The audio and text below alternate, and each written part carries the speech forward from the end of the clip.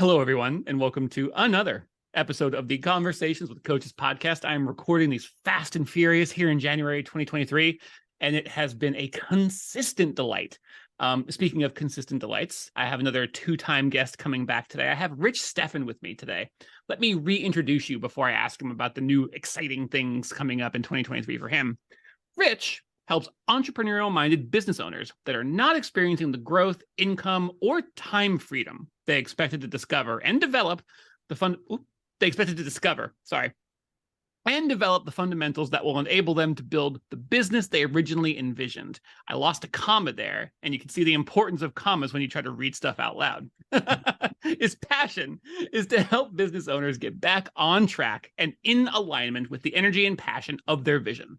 Entrepreneurs wear many hats, as you well know, to start up their businesses. As a business grows, the juggling of those roles can cause the owner to live to work instead of the business providing the better quality of life they desired in the first place. As a result, business owners really lose the passion, inspiration, and momentum to grow towards their aspirations. This is where Rich's experience and expertise are the most beneficial and most impactful. Rich, thank you for wading through my stumbling, bumbling, rumbling reintroduction of your bio. I lost a couple commas in there, but I appreciate that you've come back for another conversation. I really enjoyed our first one, and I'm excited to talk to you again. Yeah, same here. Thank you very much for having me. Appreciate it. So let's cut to the chase. Let's get to the real juicy stuff. You have a book coming out very, very soon, a book that you're co-authoring with a number of other luminaries in the field. So I'm just going to tee you up to talk about that. Tell me what this book's about. Tell me about the experience of writing it. Tell me anything you want to tell me about it. I'd love to hear. Yeah, it's kind of been interesting the way it all started. And be quite honest, the person that called me on the phone to ask me if I was possibly interested in talking about co-authoring a book, and he finished his statement and he says, and I said, where did you find me to co-author a book? And he goes, well, I got your podcast on, and it was the last podcast that we did. He saw that podcast out there and he said, I really think that you would be a great co-author in this book. And at that point, I was pretty much dumbfounded, but very appreciative. And so anyway, we kind of continued the process, and he said, so well, here's the situation. It says the people that are kind of, forwarding this movement, and that will be handling the forward and also co-authors in the book. And he listed their name. It was Jim Britt and Jim Lutz, and then Les Brown. Well, if you've been in the NLP world, neuro-linguistic programming, Jim Lutz for sure. Les Brown, people know him pretty much inside and out. And he said, I'd like to have a call. And I go, okay, I'm kind of tentative about this, but figuring it was going to be, I can't picture myself writing a book. Let's put it that way. Okay, so you're not writing a book, you're just writing a chapter in the book. You're going to be amongst other people within this. And it's all about the insights to personal development. And I said, okay, that sounds great. So we get on the next call, and he says, the next call, just come with your questions about what you have so we can get those answered. He answered my first question, then I asked my second question, and he says, can you hold on 1 second? I'm going, okay, here we go. And who answered the phone? Les Brown. And I'm going, you got to be kidding me. And I'm sitting there on the phone talking to Les Brown about this book. And then next thing I is that then Jim Lutz gets on the phone and he's talking about it. And then they give me their cell phone numbers, and I'm going, this is unreal. But anyway, it was a great experience, and it still actually is a very good experience, because the book itself has not come out yet. It's supposed to come out in about mid-February. But we've already got the covers for the book, and each one of the co-authors in the book has their own cover with them right next to Les Brown on the cover.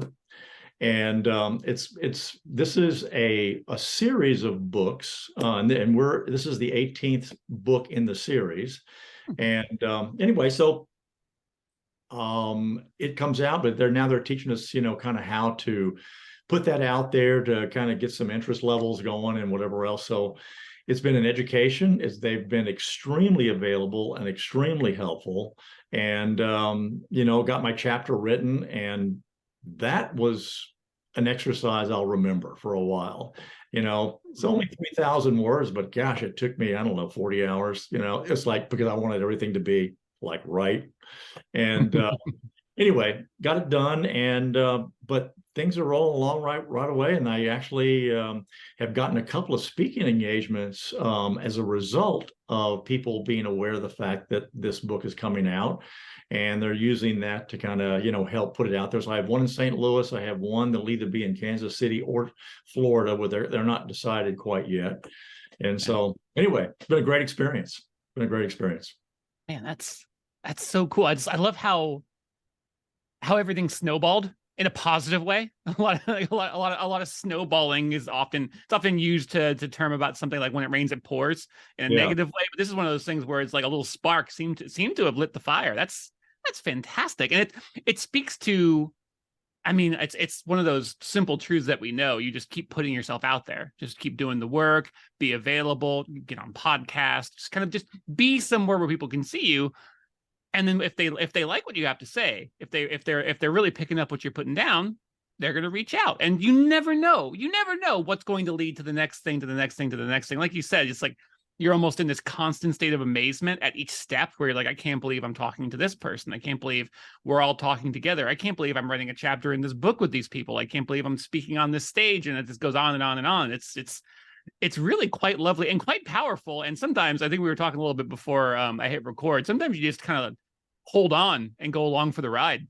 I mean, if there was ever a time, this is one of those situations where when you talk to people about just for their own growth and their own, mindset and just kind of having a perspective, is that there's some things in life that happen that are great, that you couldn't have planned, you couldn't have done, and you had no control over the way things got connected. You could start the process, but how it plays out sometimes is not in your control. And this was a very good example of that. And the fact that, you just have to, as opposed to believing what you see, sometimes you have to learn to see what you believe. Mm-hmm.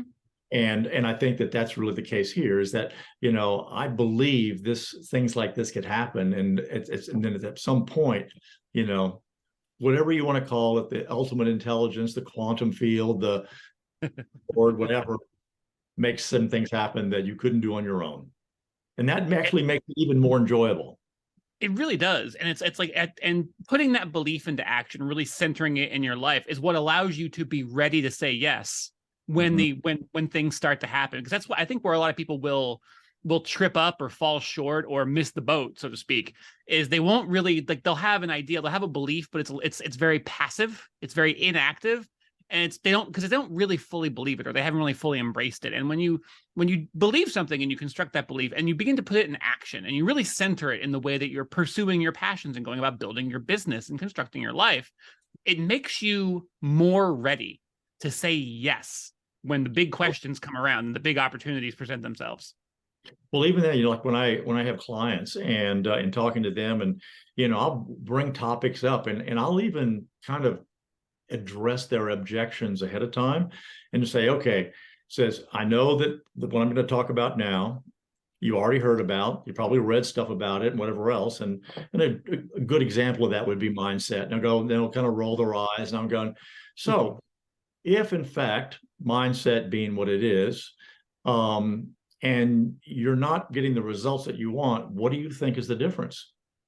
And the bottom line is that knowledge does not mean wisdom. And the other thing is that you can know a lot about a lot of things, but until you internalize that and own it, it's not going to go anywhere and serve you the way that you want to be served. And so it's a matter of, you need to take it and say, okay, I own that. And I am going to internalize the concept of me doing something, or me acting, or me performing, or whatever, or having certain successes and experiences. And at that point, that's when magic starts to happen. Yeah. And I don't think it's wrong to term it as magic, because it really does feel like that, because it almost, I was going to say it's kind of I like the term magic here because it almost surpasses understanding, and it tends to be very simple. And you look back on it and you're like, it's like we were talking a little bit about this too before I record, those oh duh moments, or oh of course moments, or the, you know, I should have known or could have known, or whatever happens to be when you're looking back in hindsight. But when you're in the middle of it, there's a mystery to it as it's happening, and it honestly it can feel and be quite magical. And I don't think we should be afraid to say it like that sometimes when the feeling's right, when the magic is popping. I think that oddly enough, it's like there's almost like when you do experience it, when it possibly was something that somebody else or and I say your higher power has done for you, it's almost more enjoyable than if you'd have done it for yourself. Mm-hmm. You're part of something. Yeah, part of them. And in fact, that someone blessed you with this opportunity, as opposed to it all being your pump and grind stuff, you know. And there's no like, man, I like that. I do. I don't always like being the center of my own story. it feels a little inaccurate sometimes, a little disingenuous sometimes. It also feels somewhat like you got a safety net too. You know, you got somebody out there on your own behalf, you know, that there's someone that can kind of help you pick up the pieces and is kind of watching you from the 30,000 foot view while you're down here below the clouds, you know, puffing up dust. So it sounds like me when I go for a run, puffing up dust. Well, talk to me a little bit. I know we've already been talking for a little while, but I kind of want to know a little bit about this chapter in this book you wrote. I mean, obviously, you know, 3,000 plus words is quite an accomplishment, quite an endeavor on its own. And I don't want you to give the whole thing away for free, but I'm curious if you could talk a little bit about the main crux of your chapter in this book and what you really focus on. Yeah, the name of the chapter is your personal success structure, and really it focuses on you being the best you can be before you start putting yourself out there for whether you're asking for something, whether you're expecting something, whether you have certain ideas that you would like to see come to fruition, whatever. But it's like the one thing that people desire most is control. And when they lose control, that's when people get frantic. Well, what happens is that when your success structure, your personal success structure is in place, then what happens now is you have the control to make good decisions, to make proactive decisions. You come from a point of a resourceful mindset versus being a resourceless mindset. And then when you do that, then all of a sudden it's like stuff comes to pass. The biggest issue, one thing that we can control is us. There's a lot out there that we think that we can control, but the reality is ultimately that's not the case. And so we can influence things for certain outcomes, but control them is a totally different story. But for us, that's a different deal. So the idea of us being really clear on sort of what makes us unique and the reality that no one can do us as well as we can do ourselves, and to capitalize on that. And the best part is it doesn't cost you a dime. And so that structure is, you need the personal success structure before you can have a business success structure. You need it before you can have a relational success structure. You need all of this. No one's going to love you more than you love yourself. And so it comes down to whether it be a partner, a relationship, or whether it be your clients and your customers. No one's going to trust you more than the clarity and the trust that you have in yourself, or how much you love yourself is how much they're going to love you. And so the whole piece is a matter of, you know, we are born with a certain number of gifts that are ours, and we're put here for a purpose. And you can see I'm a faith-based person, and that and I don't think there's anybody out there that you ever ask that say, you know, so do you think you were put here for a reason or just put here out of chance? Well, everybody would love to think that they're here for a reason. Well, if that's the case, then wouldn't it be nice to find out what it is? And so part of finding out what it is looking at what what it is that drives you, what is that motivates you. We talk about motivators, and what people don't separate many times is the difference between, or the distinguish between, internal motivators and external motivators. Mm-hmm. We all want to have the external motivation of, I want to go on vacation, I want the big car, I want the nice house, I want this, that, and another. But the internal motivators are the things that come from just really being comfortable and in our own skin. And when you have that you can get up and you can just, when people start talking junk in your ear, and when you see stuff that, pulls you away from, really what you're designed to do, you have the ability to say, no, thank you. And I've had enough of that. I know what direction I'm heading, and this is what feels good to me, and this is where I want to be. And if you can spend your life and time functioning 75, 80% of your time in the things that you do best and easily, and you can do with your eyes closed and better than anybody else, life is pretty sweet. And it really does. And when you can get to that point in your personal life, then transferring that into a business, it's like, I've been there, done that before. I can make this work. When it comes into a relationship, I've been there, done that before. I can make this work. And it's a power that people leave on the table so many times, when the reality is it's there for you to grab now, and it's free. Mm-hmm. And it's ready. It's not like there's going to be work, because there's always work for worthwhile things, but it's there. It's available. Again, there's little to no barrier between you and that power. It's just a matter of realizing it, and then, taking those first couple steps towards it. I love this approach so much, because so often people go the opposite direction, where they start out like reading books or trying to find out what's made someone else successful, someone else, some other business, an organization, a person, and then they try to just superimpose that onto their own life. They're like, let me just follow this person's recipe to bake my cake, to cook my meal. Yeah.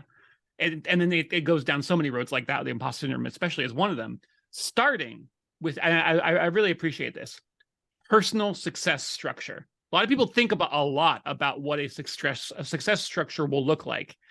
They forget the personal part, though, and how, again, and you explained it, you describe it so beautifully, how finding those things that you're good at, you're passionate about, that come easier to you, that, again, they're still going to require work and they require development, but they're yours. It's your personal power. If you start there, that is your firm foundation upon which you can build whatever you'd like to build, whatever your business, relationships, whatever it happens to be. Your yes gets stronger, your no gets stronger, both of them in equal measure, both of them at your disposal to use when you know that the time is right, when the opportunity is right or wrong, depending. Everything about what you're doing as you're moving through your life becomes more firm, becomes stronger, becomes more certain, in a way that doesn't limit you, in a way that actually expands what's possible. I think it's something, it's a way to look at it, a way to perceive this, that I feel like so many people get opposite of how they should, which is why it's kind of why I'm getting excited about you talking about it. I'm like, oh, this is great. I don't hear this perspective very often in a way that I think is as powerful as this is. So I'm pretty excited about this chapter. One of the things that I tell people early on when we start working with them, I said, most people are going to come to work with me to see what they can gain, positively gain, obviously, in their lives or in their business or whatever. And I said, the reality is, the biggest gain you're going to get probably is what you get to let go of.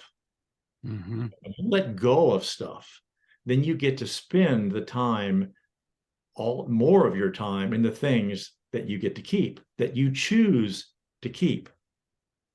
And so, and that's where, and there's not one person I've worked with that after they kind of have that aha moment, that at some point in our conversation, our relationship, they go, to be honest, I really had no idea that it would be like this. And then they'll say it in their own version or way. But the thing is like, they just go, wow, if I'd have only known, I can't believe that, I knew things could be better. I knew things could be different or whatever, but I didn't know they would be like this. It's kind of like, it's like a big surprise to them, but it's this comforting, calming, and also in rejuvenating aha moment that they have, that they're going like, holy smokes, just had no idea. You can almost feel yourself when you're saying it. It's almost, you almost feel yourself standing up straighter. It's like, Yeah.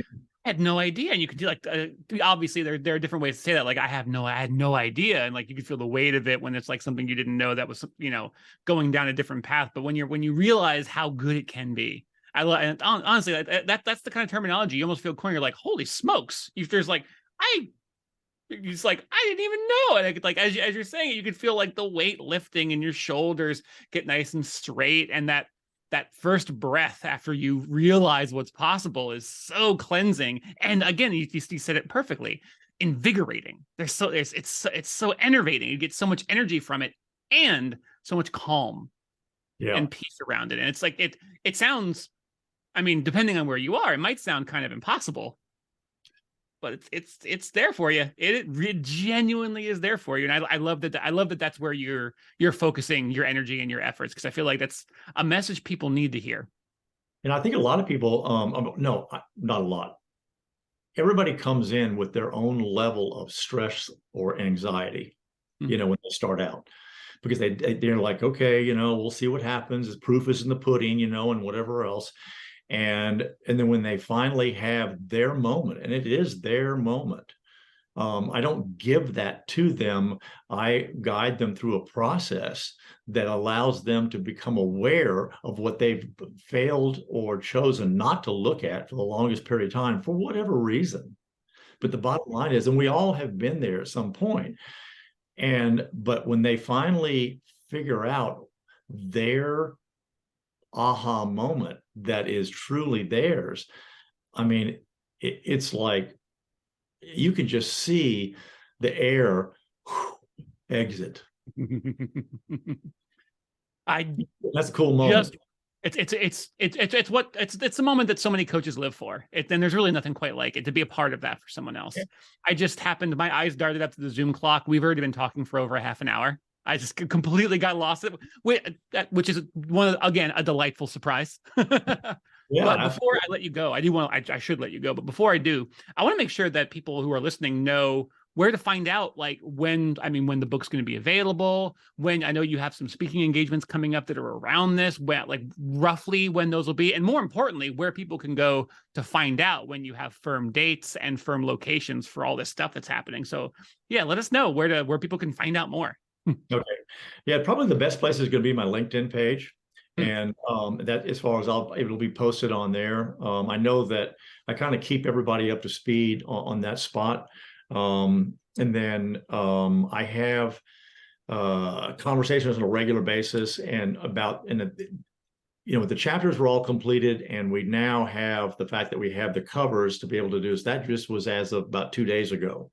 So now there's updates to be made and things, availability and stuff like that. And the other one is that, for people that have an interest in not only the things we talked about today, but a lot of other people that are in the same general field of conversation. That sounds something of interest to you, be glad you can leave me your email address and say, I want one, or I'd like to have a copy of the book, and I'd be glad to send you a free copy. Lovely. All right. We'll make LinkedIn the one-stop shop for all the latest information and news and updates. And if anybody wants to reach out and connect, they can just connect with you there, DM you, leave their email address, and ask for more.